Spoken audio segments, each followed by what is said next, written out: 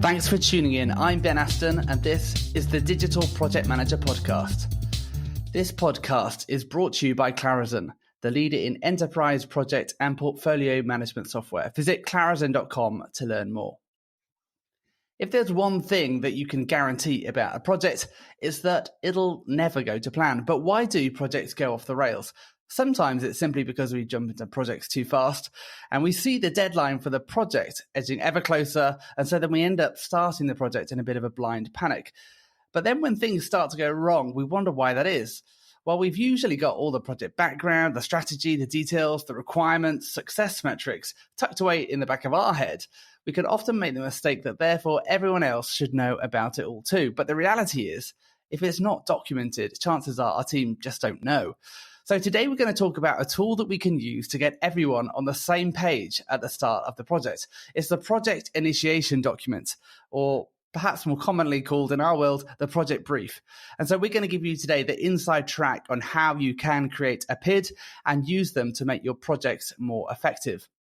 Today, I'm joined by Maik Stettner, one of my friends and colleagues. Maik's one of our resident DPM experts at the Digital Project Manager. Welcome, Maik. Hello. Maik, it's great. Yeah, good. It's great to have you with us. And so, Maik, let's talk about you first. And let's tell everyone a bit about your story, because we obviously work together. We've been working together now for, is it 5 years? Yeah, it's like between 4 and 5 years now. Yeah. So when I hired Maik, though, I remember thinking, I don't know if this guy is going to be able to do it, because you come from a slightly different background, not the traditional agency background. So tell us about your story. How is it that you became a PM in a digital agency? Yeah, so I like all in all, I have round about like 10 years of experience in various fields. I originally started out in gaming and publishing, managing releases for games in Europe and North America. And then moved into other fields like medical databases but generally always software development and things that have to do with project management, a variety of teams, and so forth. And within my career, I also gathered some agency experiences with app development and some initial web development too. And then when we had that initial conversation about working together, I pretty much made the switch to full-on web development and agency. Been working with my current company FCV now for around about 4 years, and I'm leading the project management team now for the agency, and I'm basically responsible for the overall delivery of projects and ensuring that clients are happy with the results that we put in. Good stuff. So for those people who are listening and thinking, perhaps they might be in a similar situation in as much as, and I think we get this quite often, it's people who say, okay, well, I'm a project manager. I've got experience managing software, but now I'm considering transitioning to an agency and being a digital project manager. For you, how was that transition experience for you, transitioning from more of a software world to an agency digital project management world? What were the kind of key differences, perhaps, in the way that you have to manage people or projects? Or I'm keen to understand more of like the contrast and what people who are kind of considering that move might want to think about in preparing themselves for that. Yeah, first of all, there are a lot of parallels. So things that you encounter in other software development agencies, or like in other project management related fields, you will encounter in an agency as well. So you will have diverse teams. Projects will go off the rails for a variety of reasons, and you can kind of apply the same tactics to catch those things. Like, one of the main differences for me when I started was to understand and apply the whole idea of being very focused on time and materials, and as like smaller increments of work versus bigger deliveries. Because clients, especially in the field that I'm working in, they would like to have like more transparency and more control over like smaller chunks of work that are being done. So that comes with more intricate reporting and overall just more effort in being transparent and explaining to the client exactly what you're doing to generate that level of trust, which is always a little more effort and needed a bit of adjustment on my end versus like when you're, for example, working in a product company and you're working towards a launch that might be internal. So that was really for me the main difference. But it was very interesting to see that like when you're working in even in a completely different field, it doesn't really matter whether you're working on a database project or on a game or on a website. You're kind of running into fairly similar issues that can be transferred from one field to the other. And if you apply the same learnings that you've maybe had in your previous job, like for example, good communication and like some of the standard best practices as a project manager, chances are you will be successful no matter what you're building. Yeah, it's good stuff. So tell us then, I mean, you talked about some of this, you kind of run into similar challenges. So can you tell us in your kind of role now you're not just managing projects, but you're also managing teams. So in terms of the project management team. So in terms of that project portfolio management, managing a whole suite of different projects with conflicting requirements in terms of resources, what are the kind of typical challenges that you deal with in that role, kind of heading up the PMO team? Yeah, my role is more holistic at this point. So I'm basically ensuring that everything keeps moving, and like one of my main focuses is, you kind of already said it, is usually resourcing and ensuring that we have the right people for the right job and for the right duration. Yeah. Because oftentimes you have to compromise when things take longer, but like you have another project already lined up, and then mitigating some of those adjustments that need to be done, and like ensuring that clients have an open line to me, because the risk of being in a more like holistic, higher level role is that you're just basically only the person that is responsible for escalations, which is not a role that you only want to be in, because that's basically when you only get the calls when people are mad. So it's always good to kind of play a more of an active part in various projects, to kind of develop this trusting relationship, but still ensure that within the organization things are set up properly, and like whether that's for resourcing or from an operations perspective, or from a general cross collaboration, because we have a few offices. For us, it's important to ensure that like folks from our Toronto office can work well together with our Victoria office, for example, and so forth. So that's really the majority of my focus. That said, I still I have some clients that I work really closely with, and like I'm still doing a fair amount of project management, because it's still where my passion lies, and I just really like working with teams. So I'm not going to give that away. Yeah. So tell me about then, so just kind of going back to that resource management challenge. This is something that anyone who's leading a kind of a project management team or who's a resource manager is going to face. But how do you, or kind of what's your approach then for, you've got conflicting projects, you've got two project managers on the team and they both have deadlines for Friday and they both need the same resources. What's your triaging process, or what's your kind of project portfolio management approach for deciding who wins? Like, because this is something that loads of PMs, will constantly talk about it. They haven't got the resources for their team. So how is it that it'd be good to get an insight from you on your perspective as someone who's making that call on which project goes forward and which doesn't?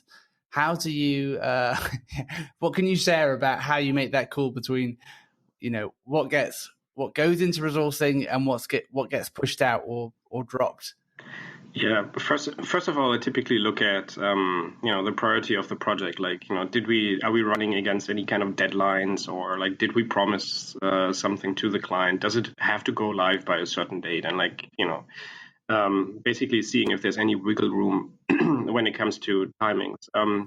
The fact whether something is finalized in a contract, for example, plays a role as well. So ensuring that everything is done, like, does the project manager just want to get ahead and, do the client a favor, which is good. And we're happy to do that if we have time. But if the other project is going live in 3 days, we probably can't pull anyone from that project. So that's kind of the baseline. Like, ideally, it doesn't happen because the project manager should anticipate like certain overages and kind of build in buffers. Like this might sound weird, but I do expect from my team to fight for the resources as well. Like oftentimes they are too nice and they are kind of, oh no, you can have this person for a day, and which ultimately just leads to everyone's stuff being pushed out. So while I don't like poaching and just stealing resources, and that's an absolute no-go. But in resourcing meetings, I would expect that someone stands up for the time that they need and to push the problem to the resourcing manager to sort out, to get like the help in, or to figure out how this can be balanced. Yeah, maybe it's a Canadian resourcing problem. Canadian standoff for sure. Yeah, Canadians are too nice, and as Europeans, we can say that, I think. Yeah. Or is it only Canadians who are allowed to joke about themselves being too nice? I don't know. Yeah, exactly. Like I've definitely seen it differently as well in Europe. Yeah. Cool. Tell us, I'm always interested in terms of tools. Is there anything that you've found recently? Any kind of tools that you've discovered or that you've started using that you're like, this is awesome. Why didn't we start using this earlier? What's kind of in your toolkit that you think that works well? With regards to like resourcing management, or? Well, resourcing or project management tools generally. Well, we actually use a fairly standard toolkit of like time management and MS Project, which is oftentimes kind of overwhelming for the client. Like, we're experimenting a lot with like cloud-based products now. So Project, for example, has an Office 365 version. But we're also always looking left and right when it comes to like time management and resource management software. I haven't found the perfect solution because like we have a fairly tailored process, which is unfortunately partially manual too. I think the ideal tool for what we need doesn't really exist. So my personal goal would be to actually build something or acquire something and then tailor it to the individual needs. And what for you would be, because there's people who make tools out here listening as well. So what do you think of the things that you don't see in tools that would make it viable? Or is it just that the process that we use is so convoluted or complex that the tools can't accommodate for it? Not necessarily. It's actually fairly straightforward. But for me, what I'm looking for is basically a tool that ties in from simple time management and booking hours perspective. So for people's timesheets, into resource planning. So something like Resource Guru or other tools that allow you to map out like who you need, but then also into the financial aspect to it, right? Like, because like especially when you're working on time and materials, the easy math is the number of hours times the billing rate, and then basically getting that whole reporting pipeline set up through that. And it sounds easy, but there's a lot of things to consider when it comes to likelihood of projects that are being done, and shifts, and how systems kind of deal with that. So that can throw off reporting and like just add so much additional manual work that the metrics just don't line up. So I haven't really found the perfect solution there just yet. Yeah. Cool. Well, let's talk about the article that you wrote on project initiation documents, or the PIDs. And as I mentioned in the intro, projects go wrong, and I think often it is because we don't start them properly. We make these assumptions about what the team knows, or we give them a load of documents, say, hey, go on the shared drive and read the documents. It's all there. And we think that they're going to go through, get themselves up to speed. And then when they spectacularly fail, we don't know why, but really it's because they don't get the project. They don't know it.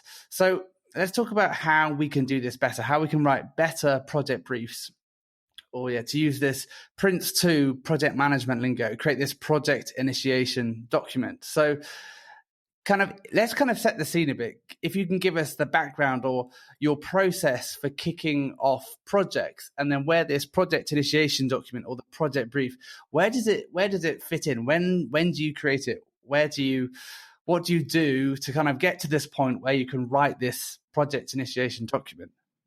Yeah, like typically, let's assume you have a new client. You're all excited because the overall contract is signed. It's probably like a high-level master services agreement or something that says that your company and that other company is going to start to work together to do things. Like the next step for me is always to figure out, how do we get this into more concrete steps and concrete terms, right? Typically, statement of work is what comes to mind for something like that. The problem is when you're so early in the project, everything is incredibly high level, and it's just an approximation of what you're going to be ending up doing in the end, anyways. So the project initiation document, but also kickoff meetings are always a good tool to kind of feel out the client and to hear if there's anything else, and if there's any other drivers that might have not been considered in like initial statement of work briefs and so forth. So typically when I once like the initial statement of work is drafted, and that might be a draft state as well, and the team is decided within our agency, and we do like a bit of an internal kickoff to loop everyone in, sort out what we're doing and so forth. And there is an external kickoff as well with the client that on a more high level kind of explains like, this is what we're going to be doing, and this is the team, this is how we collaborate, and this is the scope that we have defined as is. Now, the project initiation document or the project brief is kind of, to me, the next step in getting a little more concrete. But like at that early in the process, you don't really you basically have to treat it as a bit of a living document, anyways, because it's not fully clear how where in all detail you will be going, but it's a very good tool to provide some business context and to ensure that like the very basic project parameters are clear to not only the client but also the external team. Yeah. So you're typically doing it. There's an overall statement of work that's been created, or there's some kind of legal or some kind of agreement between yourself and the client, and this is the point then where it's that foundation of the statement of work and the MSA have been set, and this kind of sits above that, and that kind of then defines more clearly or goes hand in hand with the statement of work to define a few things. In your article, you outline some of the things that it should include. So you talk about providing some context, talk about the project parameters, specifics, the project breakdown structure, the who's who on the project, and risk management. So, let's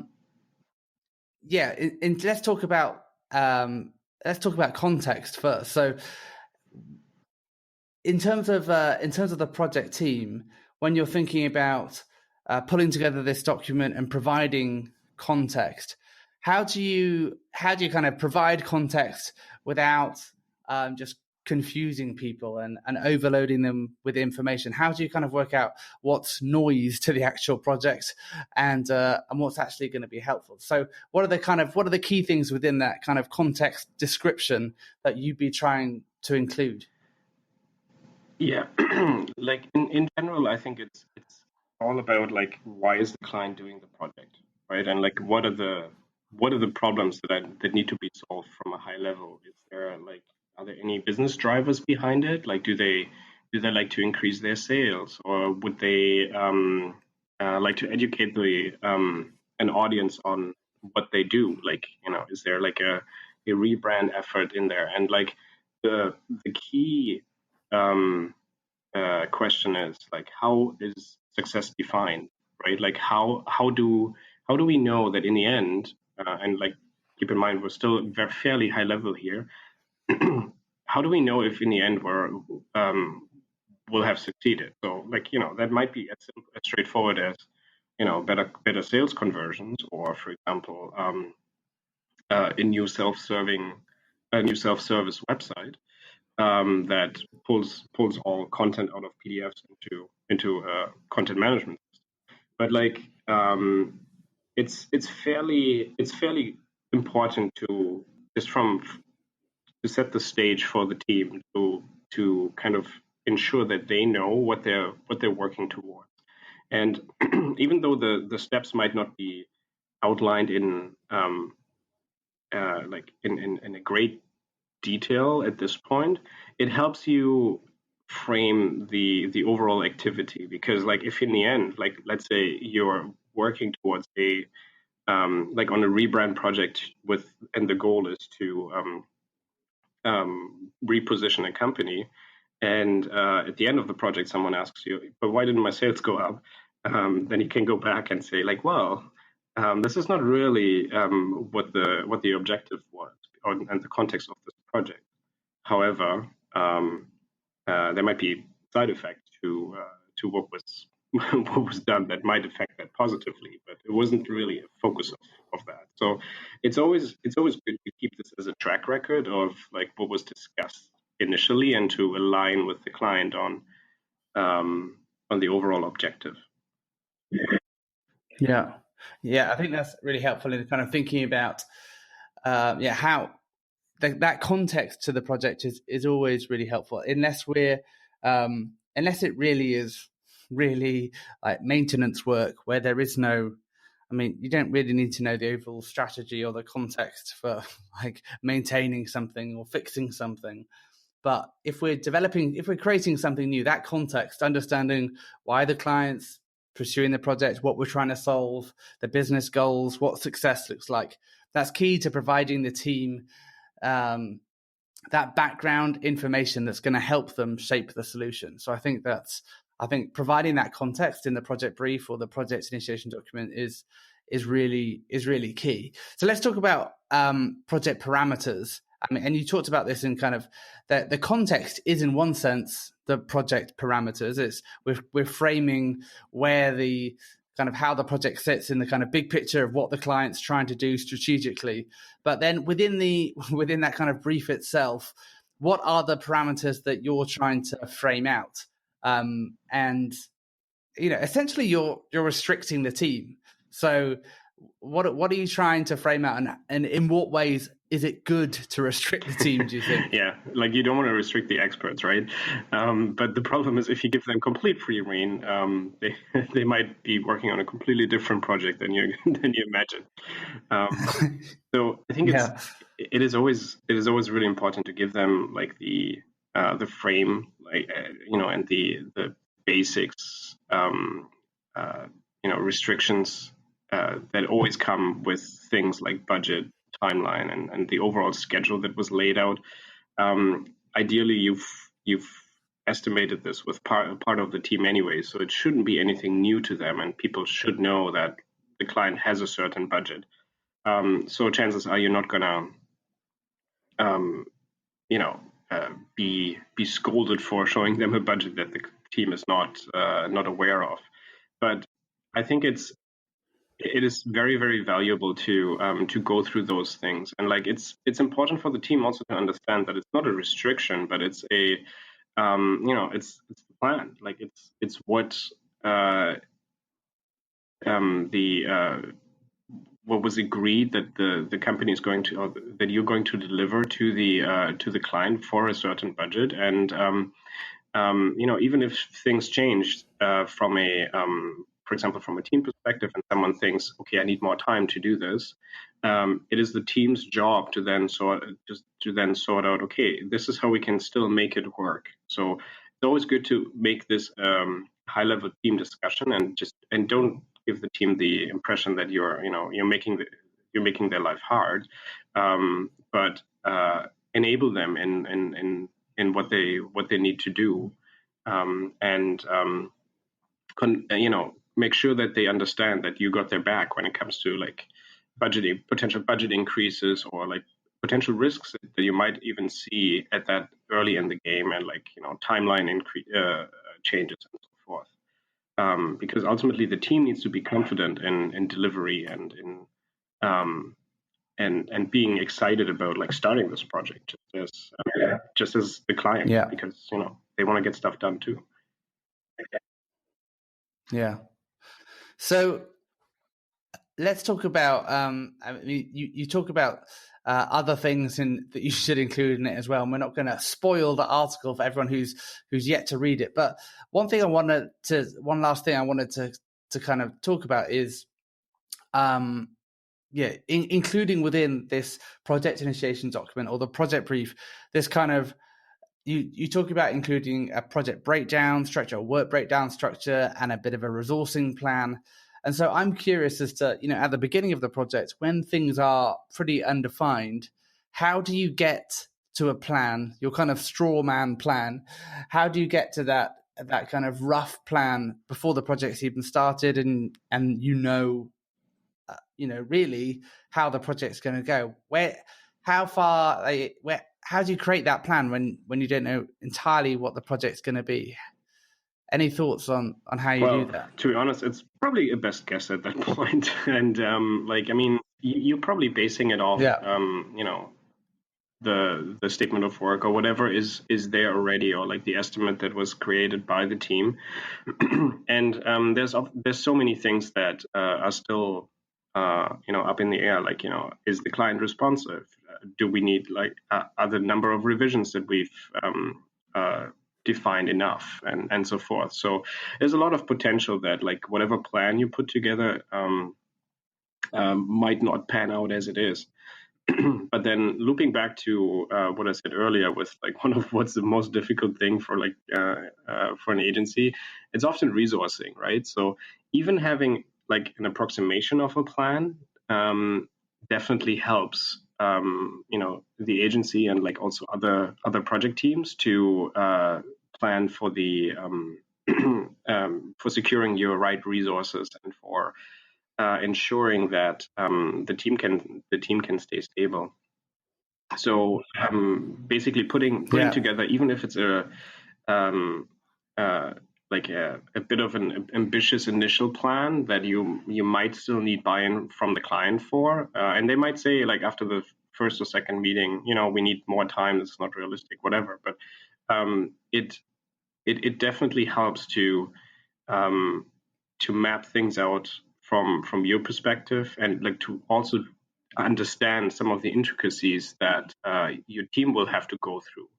For example, do you need do you need a designer for an activity that you haven't even thought of, right? So if you get the team talking about some of those things early, you as the project manager understand the intricacies of what it takes to deliver this project.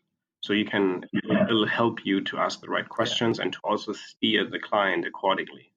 So like even a rough plan or even an approximation is better than no plan, because then people talk about it, and chances are, like, as time progresses, things will become more detailed and more reflective of the real deal. Yeah. I think I totally subscribe to that perspective, that having a plan or some plan is better than having no plan at all, because you can always evolve the plan. And I think when you're starting a project and you sit down with the team with the project brief, and there is no real plan for how you're going to deliver it, and no one's really thought through the dependencies or how the role that the client needs to play in the project. It can then, you start the project then with zero momentum when you're like, okay, team, how are we going to get this done? If you go to them with a plan and it's something for people at least to react to and say, Mike, you're crazy. How on earth are we going to do that? At least it gives a starting point for a discussion, rather than a blank sheet of paper where everyone's just looking at one another thinking, how on earth is this thing going to be delivered? So I think that having some kind of a plan, even if it's the wrong plan, is better than having no plan at all. So, we've talked about this, the project brief, the project initiation document, which sounds like a really serious document, but it doesn't just have to be in a big serious document, right? Essentially we're providing context, parameters, a plan. Like, there are different forms that this can take, can't they? So how else would you, I guess, what other forms would the project brief take, and how do you kind of see its role evolving throughout the kind of the project lifecycle? Yeah, like the guide that I put together is basically it is an example of things that you can put in there, and like there's definitely like a minimum of information that should be in a project initiation document or a project brief. But there's obviously also other ways of doing that. Like, for example, if you go into like risk management and so forth, and you kind of pull that into something else, or like you a RACI chart that moves into like status reports and so forth. It doesn't always need to be super formalized, right? Like, it's the important thing is that everyone agrees on it. So whether it's posted on like like something like SharePoint or Basecamp, and like even if it's iterated on, and like as there are conversations around it. Like, if, for example, the project gets to a certain point and everyone agrees to, hey, when we scoped this out, we forgot the sales aspect, so we need to include this. Make sure it's captured in there, and then obviously it probably has some scope implications that need to be change requested. But all in all, it's, as long as it is a document or like a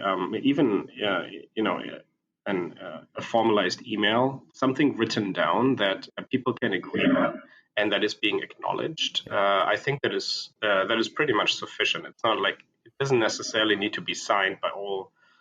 Signed and stamped by all sides, but at a minimum, it needs to be acknowledged, and everyone needs to be okay with it, because it's what's being delivered and what's being worked against. Yeah. Cool. So the good news is, if you're still thinking after listening to this, well, this all sounds good, but hey, where do we get started? The great news is that Mike has created a really good template that you can use for your project brief or project initiation document. So check out the article to download it. But Mike, thanks so much for joining us today. It's been great having you with us. Yeah, thank you for having me. You're very welcome. So, and as one of our DPM experts, if you've liked what Mike's been talking about, you'll be glad to know that Mike's making an appearance on our upcoming course starting in September called Mastering Digital Project Management. And if you're not sure what I'm talking about, but you know that you need some PM training, check it out. It's a 7-week crash course that includes interactive video lessons, weekly assignments, group discussions, and the option of coaching sessions. So head to digitalprojectmanagerschool.com and get yourself signed up before the course fills up. But if you'd like to contribute to the conversation on project initiation documents or project briefs, head over to the resource section of the digitalprojectmanager.com to join our Slack team, where you'll find all kinds of interesting conversations going on.